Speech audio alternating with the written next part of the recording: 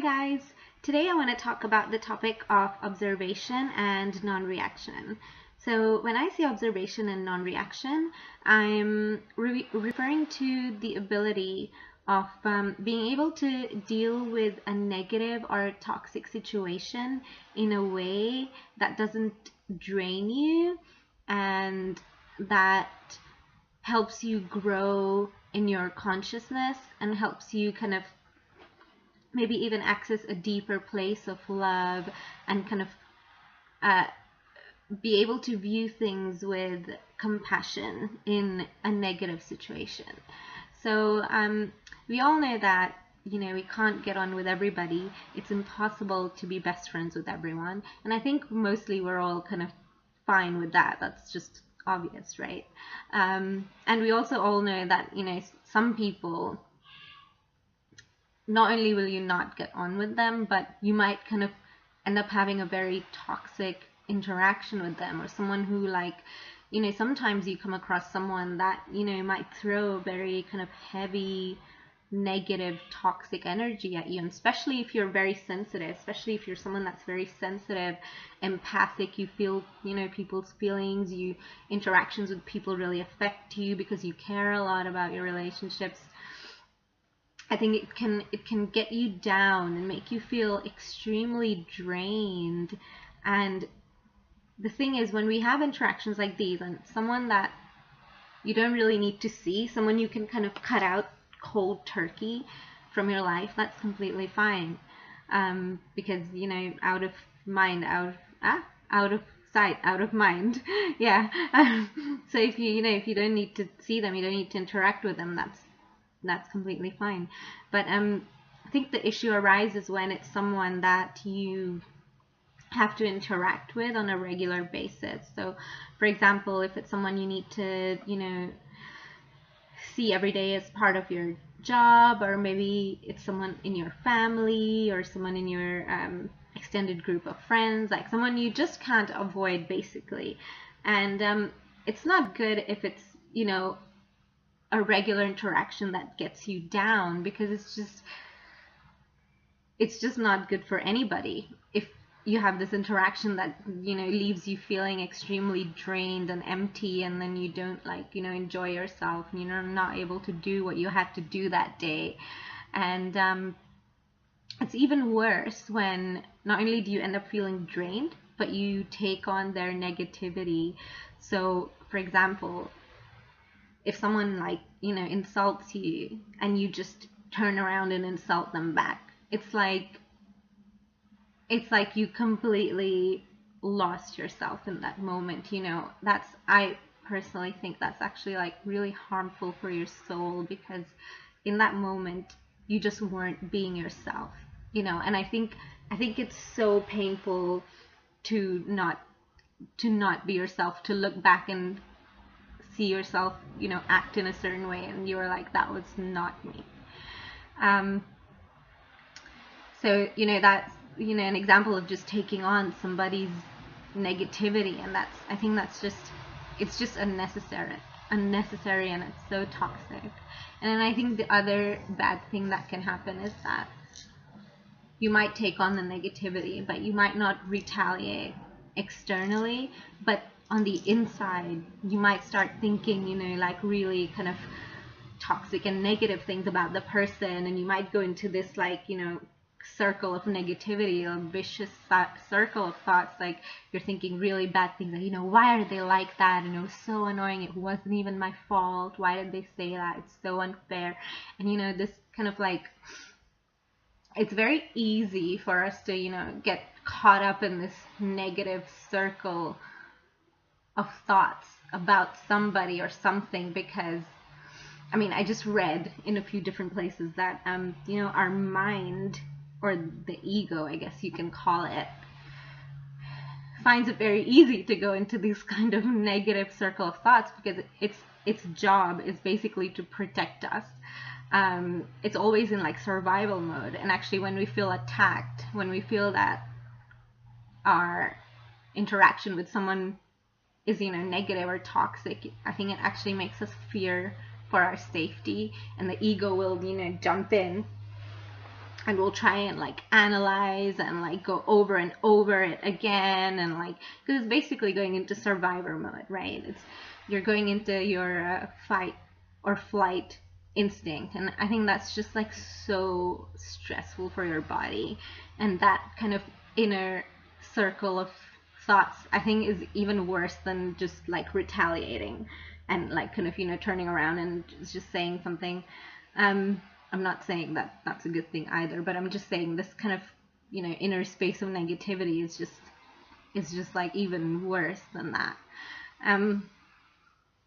So I was just hoping to give a couple of pointers on what helped me deal with this, and what really helped me to find a bit of inner stability, to be able to deal with these things in a way that I didn't take on the negativity, and it helps you to like not even dwell on the situation. So it's like it seems unlikely and impossible, but it is possible to get to a place where something like that happens and you just let it pass through.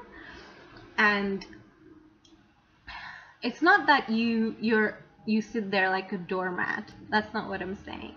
But it's possible to be in a place where you feel so stable and removed from it on the inside that if you need to say something, if you need to get a point across, you can still do it.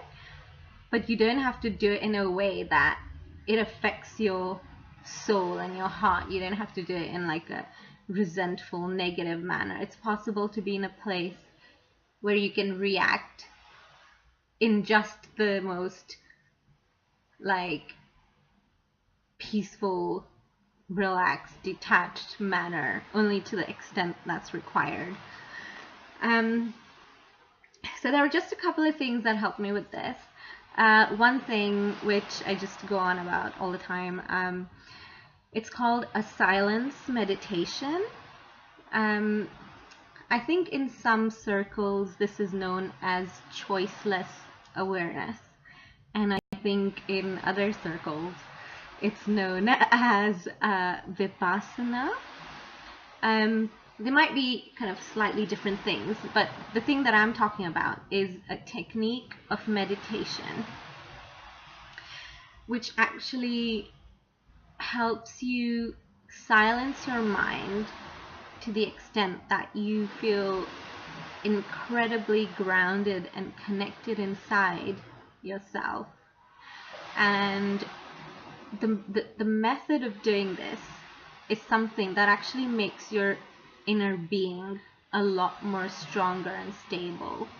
So just being able to get better at that meditation just helps you get better at your interactions in general, because the technique that you use to get better at the meditation is the same technique that you'll apply to your normal life and stuff that goes on in your normal life. So how you actually do this meditation is find a quiet place, obviously, but it doesn't have to be like a dark room with pin drop silence. You know, you can kind of go, if you have a balcony, you can sit in the balcony, but yeah, ideally a place that's as quiet as possible. But you don't have to, you know, find somewhere that's artificially quiet, because actually what will actually help you is to be able to observe any sounds, or well, your eyes are going to be closed, so yeah, you can observe any kind of sounds around you and sensations that arise inside you. So what you're going to do, close your eyes, take a deep breath, and you got to just relax and just observe. You got to purely observe what is around you.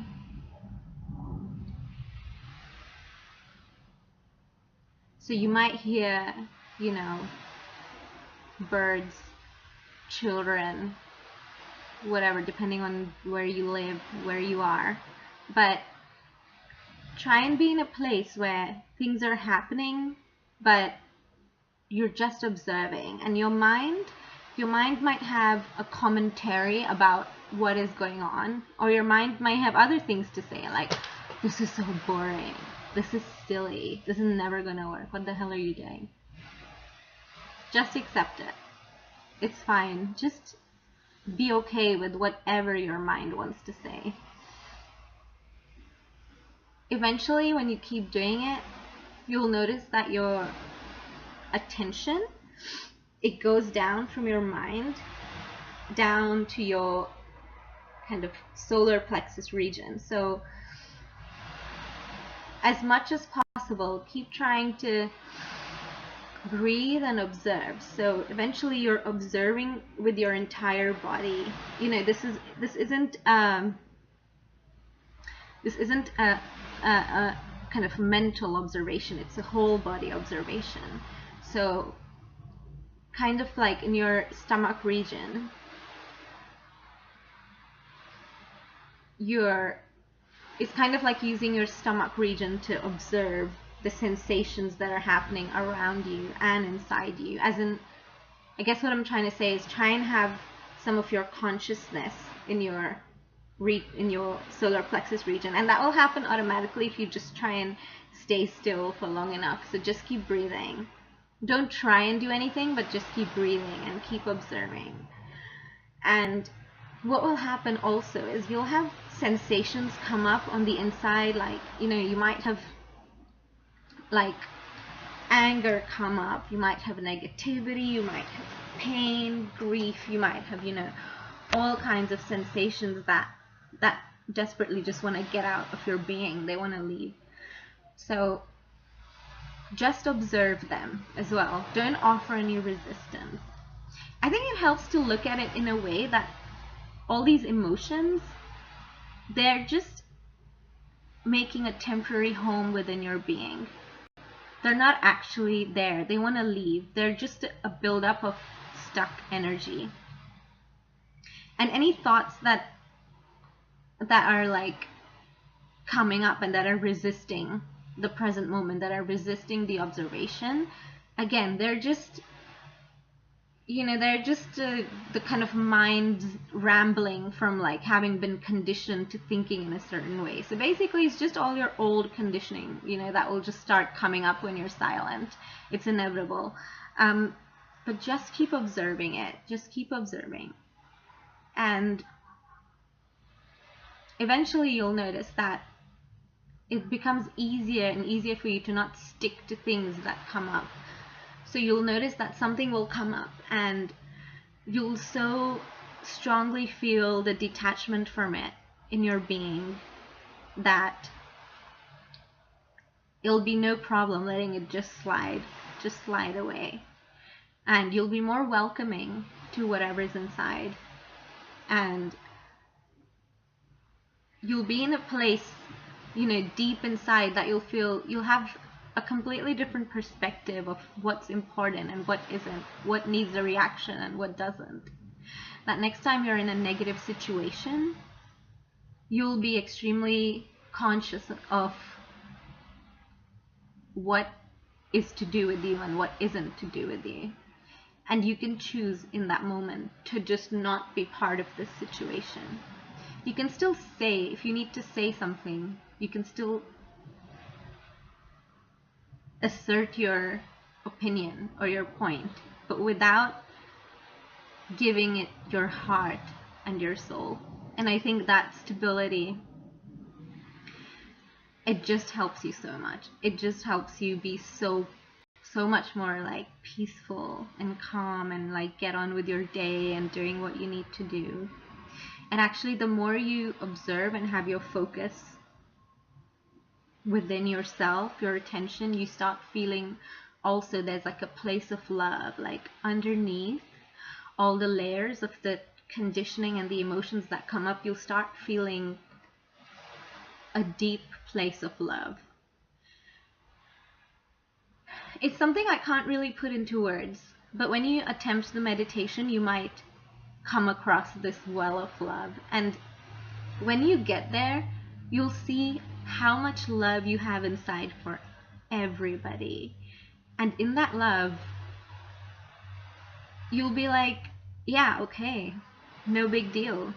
And the more you access that place of love, the more you can return to it quickly, because you know you've been there. So again, as I said, the next time you're in a situation like that, where you're being faced with, a lot of negativity, toxic energy, you'll find it quicker to return to your stillness and your place of love inside. And you'll be like, no, that's not real. This is real. So that's one thing to try that has really, really helped me. The other thing that I did in conjunction with that is some affirmations.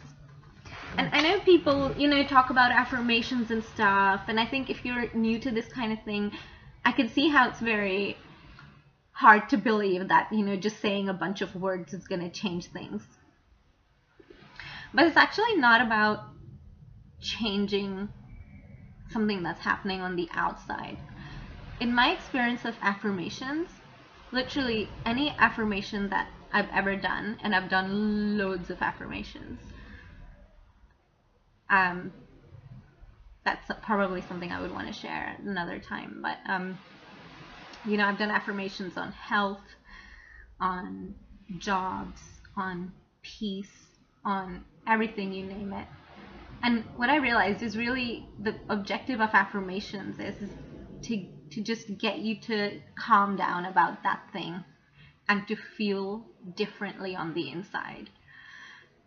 So I think if you do affirmations with the objective that this is all just helping me to get to a place of peace on the inside, then you benefit more from them, as opposed to when you try and do them with the objective of like controlling something or like changing something on the outside. Or if you're saying an affirmation with the expectation that something's just going to be conjured there in front of you, for example, like, if you're saying like an affirmation that, oh, I wish to have a friend that's an elephant. I wish to make friends with an elephant. And you're expecting an elephant to just turn up in front of you. That's stressful. And I think maybe sometimes that's why affirmations don't work.